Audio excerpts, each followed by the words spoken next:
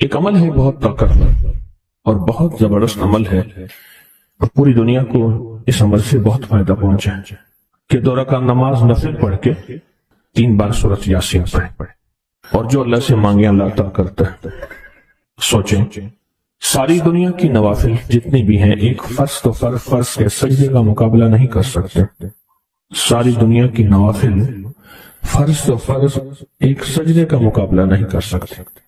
اب فرض نماز پڑھی، اور فرض نماز پڑھنے کے بعد سورۃ یاسین 3 بار نہیں پڑھی، سینکڑوں بار پڑھی۔ پھر آپ نے نہیں پڑھی، اس وقت آن لائن پوری دنیا میں کتنے بے شمار لوگ ہیں جو تسبیح خانے کے ان اوقات کے مطابق انہوں نے اپنے آپ کو فارغ کیا ہے، خالی کیا ہے، اور سورۃ یاسین لے کر بیٹھے ہیں۔ انہوں نے بھی پڑھی 3 بار سورۃ یاسین، آپ نے بھی پڑھی، اور آپ کے علاوہ پوری دنیا کے کتنے بے شمار لوگوں نے پڑھی۔ کسی نے درد سے، کسی نے غم سے، کسی نے جذبے سے، کسی نے آنسو بہاتے ہوئے، کسی نے اللہ سے باتیں کرتے ہوئے، کسی نے درد اور وجدان کی کیفیت سے۔ یہ لمحہ قبولیت کا ہے، یہ لمحہ قبولیت کا ہے، اور اس لمحے دعائیں قبول ہوتی ہیں، فریادیں پوری ہوتی ہیں، آسیں امیدیں بڑھ آتی ہیں۔ یہ بہت قبولیت کا لمحہ ہے، اور یہ بہت مقبولیت کا لمحہ ہے۔ جس عمل کی بات سورۃ یاسین پڑھی جائے، انفرادی پڑھنے سے 3 بار تو فائدہ ہوتا ہے۔ جس کو بھی میں نے یہ عمل بتایا، جس کو بھی میں نے یہ عمل بتایا، اس کو بہت فائدہ ہوا، اس کو بہت نفع ہوا۔ سوچیں، اجتماعی بیٹھ کے جب پڑھیں گے اس میں کتنا فائدہ ہوگا، اور اس فائدے پہ یقین ہو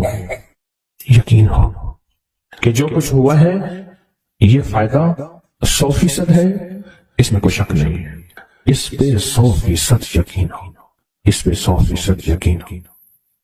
عمل ہوا اور عمل پہ یقین نہ ہوا، عمل کی تاثیر ختم ہو جاتی ہے۔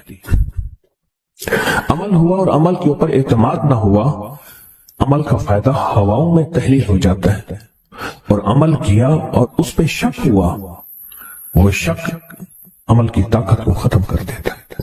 اس پہ 100% یقین ہو۔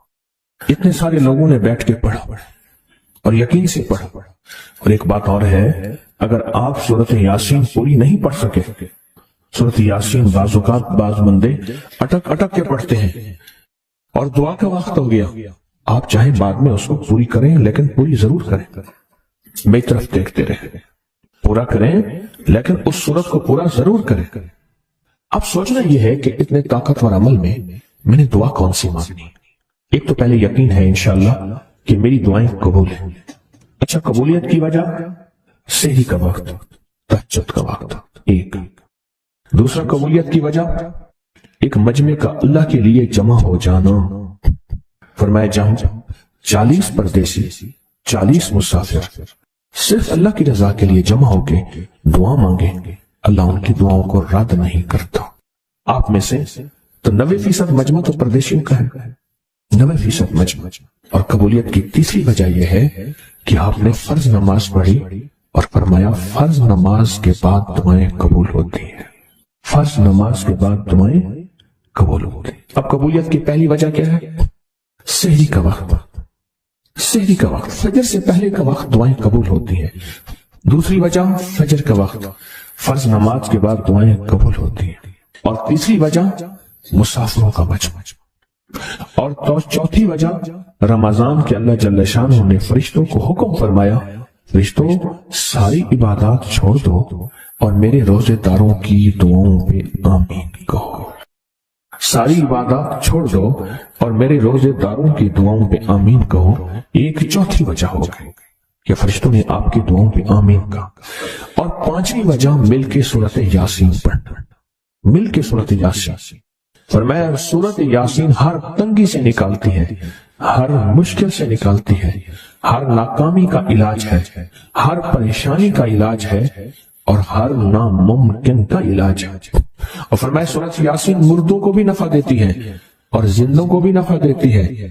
سورۃ یاسین جو نزع کی سکرات کی حالت میں ہو اس کو بھی نفع دیتی ہے، اور سورۃ یاسین اس بندے کی جو کسی تکلیف کی نزع میں، قرضے کی نزع میں اور بیماری کی سکرات میں ہو اس کو بھی نفع دیتی ہے۔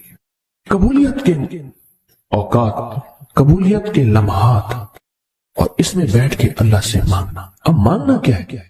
یہ تو یقین ہو گیا کہ انشاءاللہ ہماری آج کی یہ محفل، آج کا یہ بیٹھنا، آج کا یہ پڑھنا اور آج کا اللہ کی بارگاہ میں یہ حاضری دینا 100% انشاءاللہ قبول ہے، یقین کامل ہے۔ پھر مانگیں کیا؟ سوچنا، جب سخاوت کی سخی کی سخاوت موجوں پہ ہو، عروج پہ ہو، پھر مانگیں کیا؟ یہ سب سے اہم چیز ہے۔ تو وہ چیز مانگیں جو اللہ کے خزانے میں سب سے قیمتی ہے، وہ ہے ایمان، سب سے قیمتی، اور وہ سب کو نہیں دیتا۔ مال سب کو دیتا ہے، اپنے نہ ماننے والوں کو بھی اور اپنے ماننے والوں کو بھی، اپنے دوستوں کو بھی، بلکہ اپنے دشمنوں کو زیادہ دیتا ہے، زیادہ دیتا ہے۔ مال اپنے دشمنوں کو زیادہ دیتا ہے، اور بعض اوقات اپنے دوستوں کو بھی زیادہ دیتا ہے، جیسے انبیاء میں سے حضرت سلیمان، حضرت داؤد، حضرت یوسف علیہ السلام، جیسے صحابہ میں حضرت عثمان غنی، عبد الرحمن بن عوف اور بے شمار صحابہ، اولیاء میں سے حضرت پیران پیر شیخ عبد القادر جیلانی اور بڑی بڑی ہستیاں۔ اللہ اس لیے دیتا ہے کہ یہ مومن یہ نہ سمجھے۔ تو سب سے پہلی چیز جو اللہ سے مانگنی ہے وہ ایمان مانگنا ہے۔ ساری دنیا مل گئی، سارا مال مل گیا، ساری حکومتیں اور ساری چیزیں ملی، ایمان نہ ملا تو ہم گھاٹے میں رہ گئے۔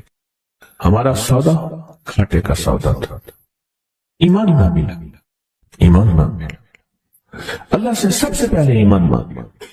جو بندہ ساری عمر جو چیز مانگتا ہے، غور سے دیکھنا، غور سے سمجھنا، ساری عمر جو چیز مانگتا ہے، جو بندہ ساری عمر جو چیز مانگتا ہے، ساری عمر جو چیز مانگتا ہے، جو بندہ ساری عمر جو چیز مانگتا ہے، اگر نہ ملی، اللہ سچی طلب کی بنیاد پہ آخری وقت میں وہ چیز عطا فرماتے ہیں۔ یہ دعا کیا ہے؟ وہ اغننی بفضل کا امن سوا، اور اس کی طاقت کیا ہے اور اس کی تاثیر کیا ہے؟ مثلاً دعا ہے، آقا کی بارگاہ میں ایک شخص مقروض، پریشان، غربت اور تنگ دستیوں کا مارا ہوا، حالات کا ہارا ہوا، زندگی سے بیزار، معاشرے نے اس کو، زمانے نے اس کو چھوڑ دیا، معاشرے نے، زمانے نے چھوڑ دیا، اور حضور کی بارگاہ میں حاضر ہوا تو حضور نے فرمایا تو پڑھ اللہم اکفنی بحلالک عن حرامک اغننی بفضلک عمن سواک، اللہم اکفنی بحلالک عن حرامک، اللہ میری کفایت فرما، کفایت فرما۔ اب کفایت سے مراد یہ ہے، کبھی وہ ایک بابا جی کہتے تھے کہ نہیں لوڑ دی تھوڑ نہ ہوئے، مجھے جس چیز کی ضرورت ہو وہ ہر وقت مجھے ملتی رہے، اللہ ایسی کفایت فرما، یا کسی کا محتاج نہ رہوں، ایسی کفایت فرما، میں عاجز نہ بنوں، ایسی کفایت فرما، ایک ایک چیز کو ترستا نہ رہوں، اللہم اکفنی بحلالک عن حرامک، پر کفایت کرنے میں میرے ساتھ حلال کے معاملے کرنا، تیری تقسیم ہے، تیری ترتیب ہے، اللہ مجھے حلال بھی چاہیے، ایسا چاہیے جس میں وسعت ہو، اور ایسا چاہیے جس میں برکت ہو، اور ایسا چاہیے جو میری ساری ضرورتوں کی کفایت کرتے، ساری ضرورتوں کی کفایت کرتے۔ میرے پاس وہ حال نہیں چاہیے کہ آج ایک چیز ہے دوسری نہیں ہے، دوسری ہے تیسری نہیں ہے۔ ایک صاحب کے پاس ایجنسی تھی، کہنے لگے ایک دفعہ میاں بیوی ہم روٹی کھا رہے تھے، ایک ٹھنڈا سانس نکلا بیوی کا، میں نے کہا کیا ہوا؟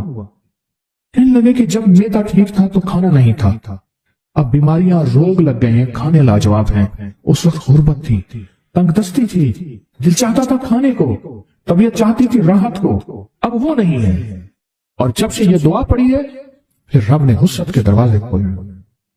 اس نے ایک وہ ایجنسی لی تھی جو کوئی نہیں لیتا تھا، بالکل کوئی ایسا ادارہ تھا جس کا سارا نظام ختم ہو چکا تھا، وہ ایجنسی لی جو کوئی نہیں لیتا تھا، اس نے لے لی، سستی ملتی تھی، لیکن اس کے ساتھ قدرت کی طاقت تھی، قدرت کی قوت تھی، اللہ کا نظام اس کے ساتھ تھا، اللہ کا نظام اس کے ساتھ تھا۔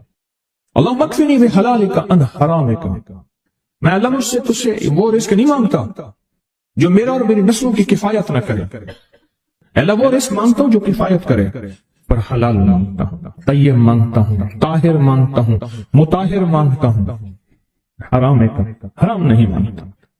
حرام جتنا زیادہ ہو جائے ایک وقت آئے گا ختم ہو جائے گا. حرام جتنا پہاڑ بن جائے ایک وقت آئے گا اللہ اس کو ختم کر کے دکھائے گا. میں نے ایک جگہ حضرت عبداللہ بن مسعود رضی اللہ عنہ کا فرمان پڑھا, وہ بس ایک دفعہ پڑھا, مجھے نہ بھولا. پھر فرمایا سود کا انجام تنگ دستی اور فقر ہے.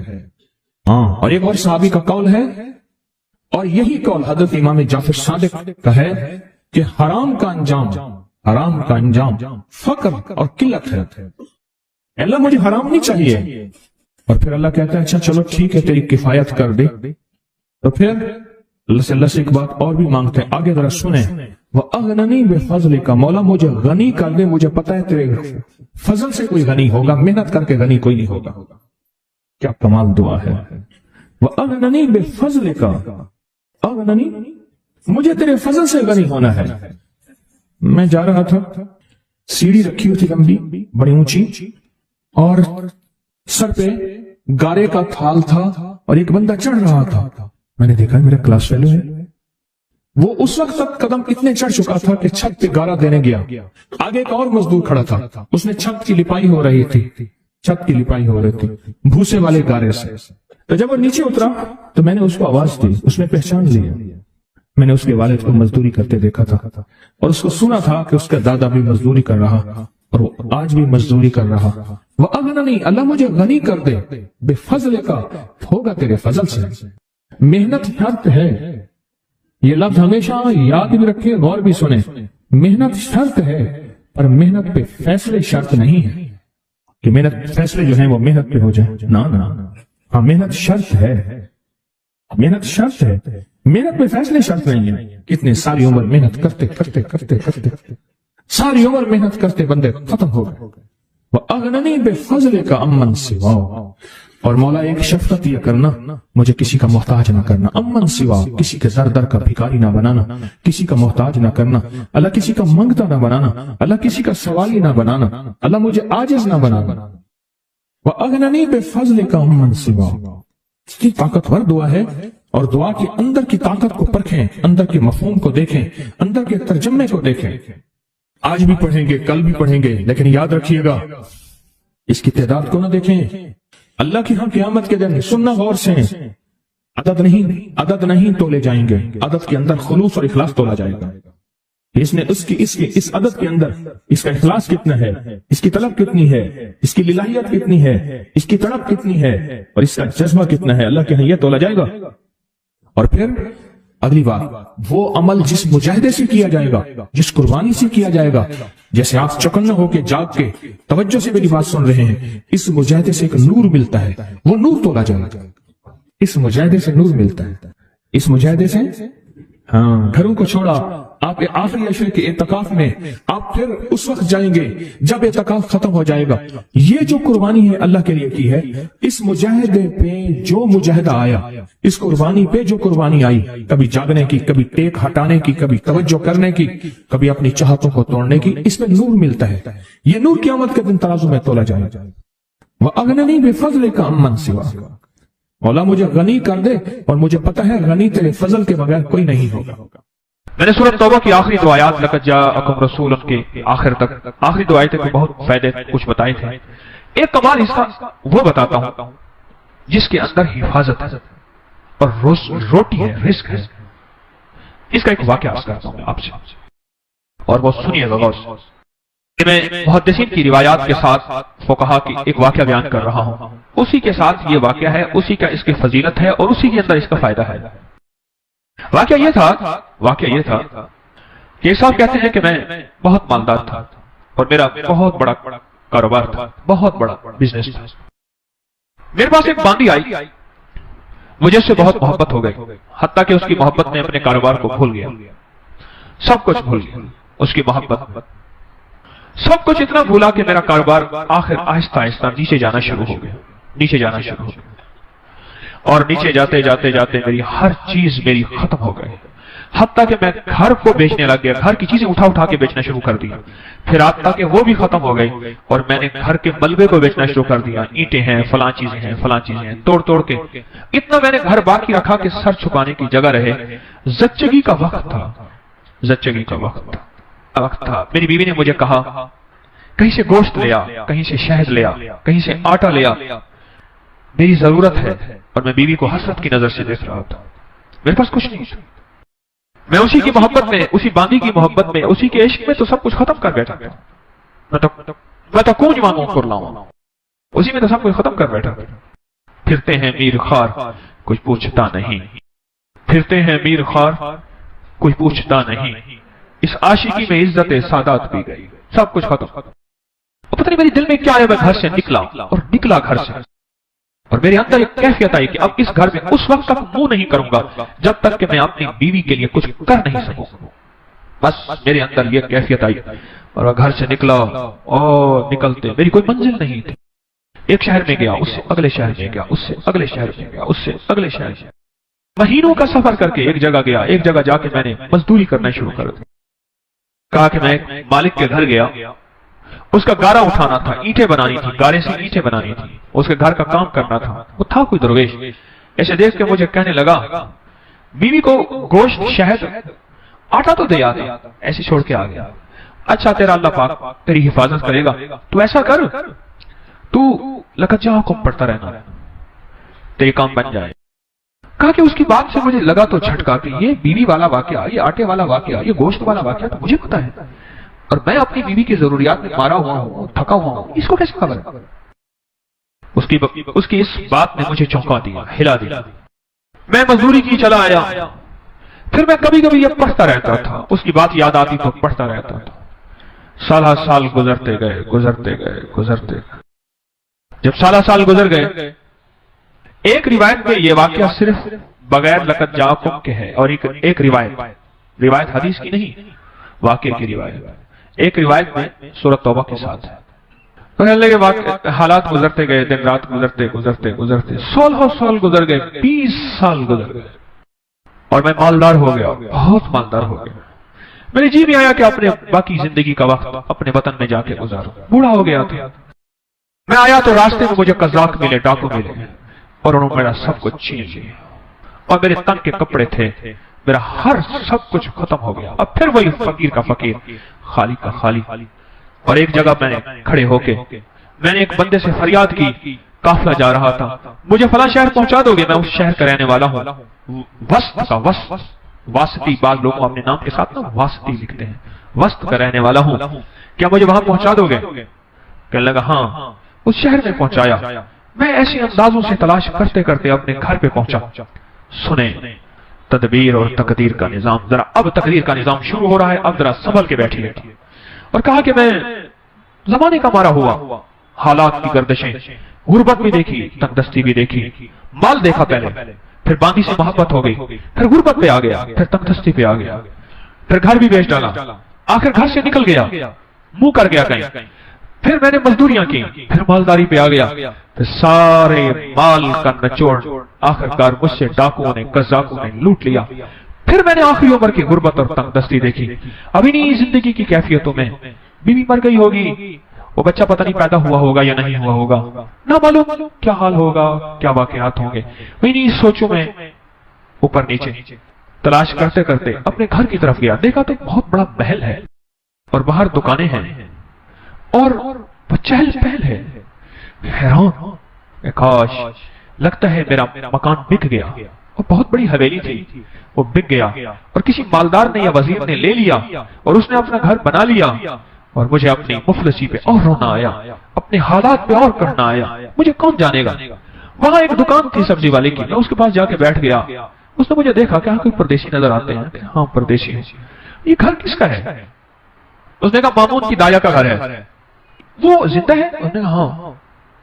کہنے لگا اس کی کوئی اولاد بھی ہے؟ کہ ہاں ایک بیٹا ہے۔ کہنے لگا وہ کون ہے؟ کہنے لگا مامون رشید کا وہ خزانچی ہے۔ وہ کہاں ہے؟ کہا حویلی کے اندر ہے، چلے جائیں، آپ ملنا چاہتے ہیں؟ ہاں میں ملنا چاہتا ہوں۔ کہنے لگا جب میں نے جوان کو دیکھا تو میں نے کہا تو میری شکل ہے، میرا بیٹا ہے۔ وہ گرا ہوا تھا، منشی لکھ رہے تھے، مال تولا جا رہا تھا، محل تھا عجیب و غریب، میں بھی جا کے بیٹھ گیا۔ انہوں نے کہا بابا جی کیا کہتے ہیں؟ میں تیرا باپ ہوں۔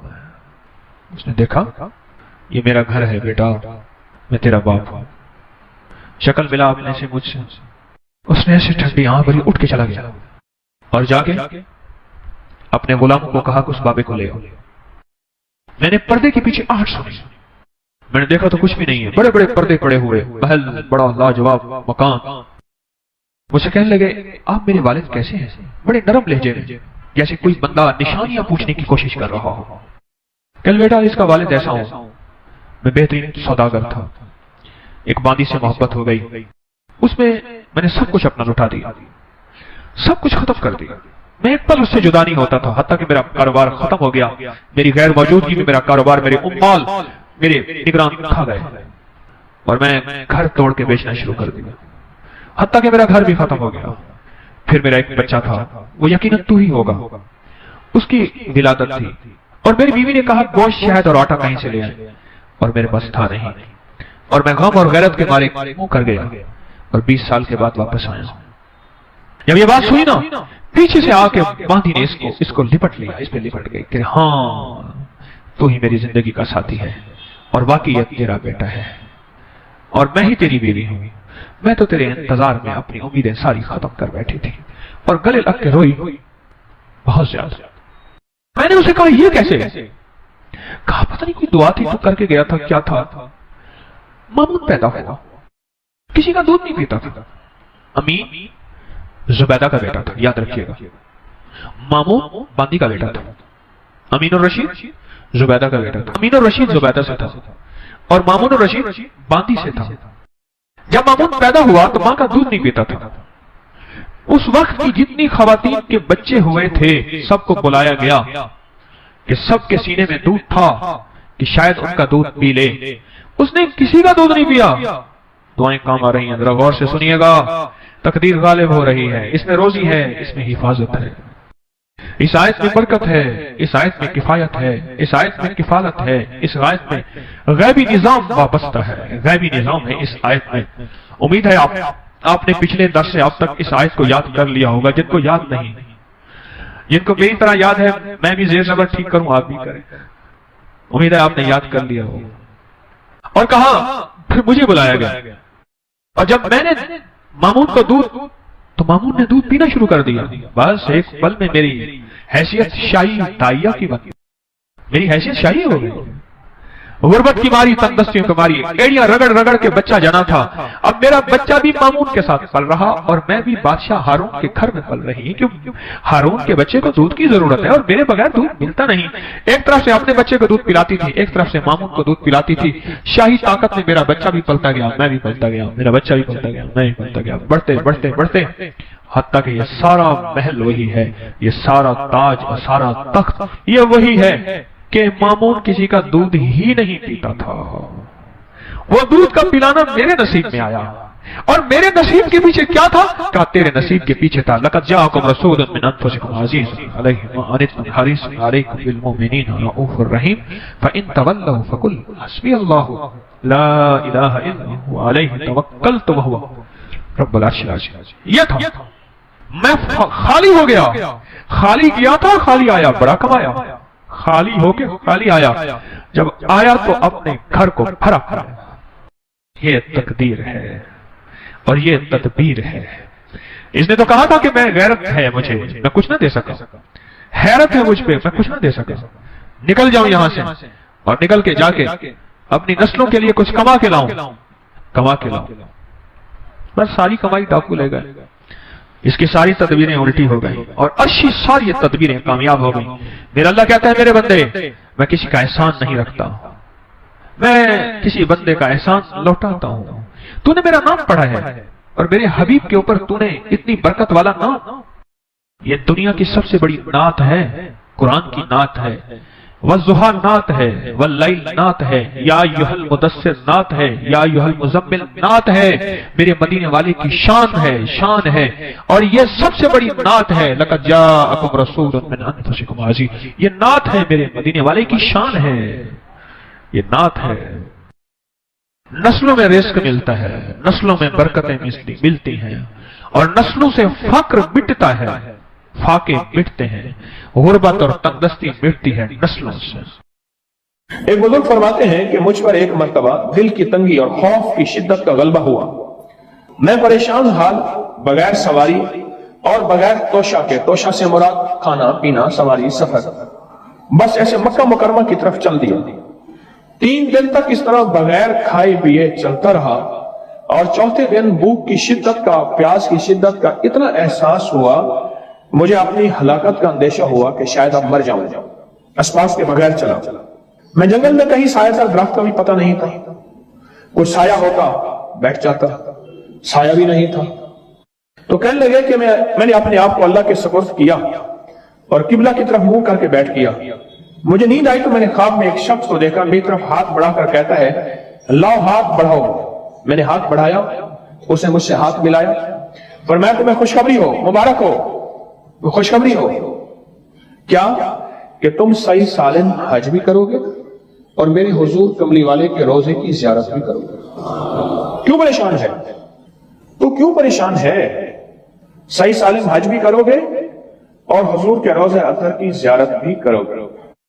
मैंने कहा अल्लाह तुम पर रहम फरमाए, आप कौन हैं? फरमाया मैं हजरत खिज़र हूं, मैं खिज़र हूं। मैंने अर्ज किया कि कोई दुआ फरमा दे मेरे लिए, सख्त भूख है, सख्त प्यास है, शिद्दत का सफर है, बहुत सख्त भूख है, बहुत सख्त प्यास है और शिद्दत का सफर है, मैं क्या करूं? अब फरमाया, उन्होंने फरमाया अच्छा ये मैं पढ़ता हूं, तू पढ़, ये लफ्ज 3 मरतबा पढ़, ये लफ्ज 3 मरतबा पढ़। अब मैं भी पढ़ रहा हूं, अब मेरे साथ पढ़ेंगे, दर्द से, तवज्जो से, यकीन से, ध्यान से और पूरी कैफियत के साथ और पूरे जज्बे के साथ।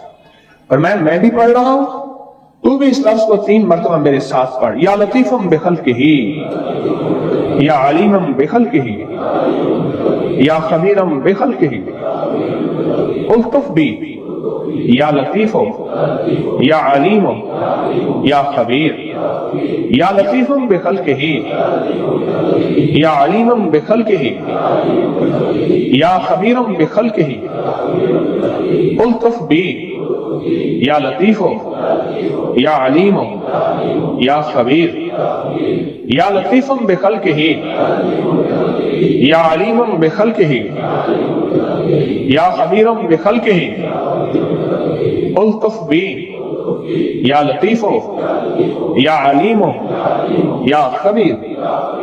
फरमाया 3 दफा पढ़, जिस तरह आपने 3 दफा पढ़ा, 3 दफा पढ़। अब इसका तर्जुमा है, ऐ वो पाक ज़ात जो अपनी मखलूक पर मेहरबान है और अपने मखलूक के हाल को जानता है और उनकी जरूरियात से बाखबर है। मखलूक के हाल को जानता है मेरा अल्लाह, और तो उनकी जरूरियात से बाखबर है।